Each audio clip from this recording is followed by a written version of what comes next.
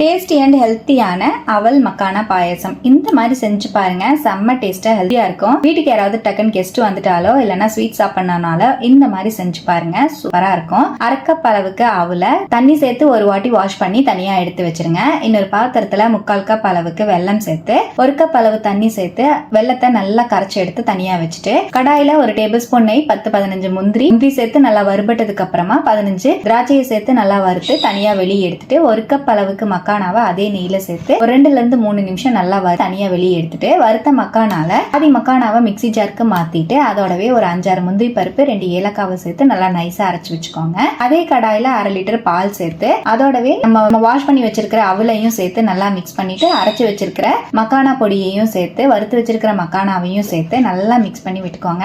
Medium ஃப்ளேம்லயே ஒரு 2 நிமிஷம் நல்லா கலந்து விட்டுட்டு கடைசியா நம்ம கரைச்சு வச்சிருக்கிற வெல்லத்தை வடிகட்டி வச்சு வடிச்சு சேர்த்துக்கோங்க. நல்லா கலந்து விட்டுட்டு லோ ஃப்ளேம்ல ஒரு 2-3 நிமிஷம் அப்படியே விட்டுருங்க. நல்லா கலந்து விட்டுக்கோங்க. ஸ்டவ் அணைச்சதுக்கு அப்புறமா நம்ம வறுத்து வச்சிருக்கிற முந்திரி திராட்சையை சேர்த்து நல்லா கலந்துட்டு கடைசியா கொஞ்சமா குங்குமப்பூ சேர்த்து கலந்து விட்டுட்டு சுட சுட அவல் மக்கானா பாயசத்தை சர்வ் பண்ணுங்க. செம்ம அல்டிமேட்டான டேஸ்ட்ல ட்ரை பண்ணிட்டு எப்படி வந்ததுன்னு கமெண்ட்ல ஷேர் பண்ணிட்டு பேஜையும் ஃபாலோ பண்ணிக்கோங்க. தேங்க்யூ.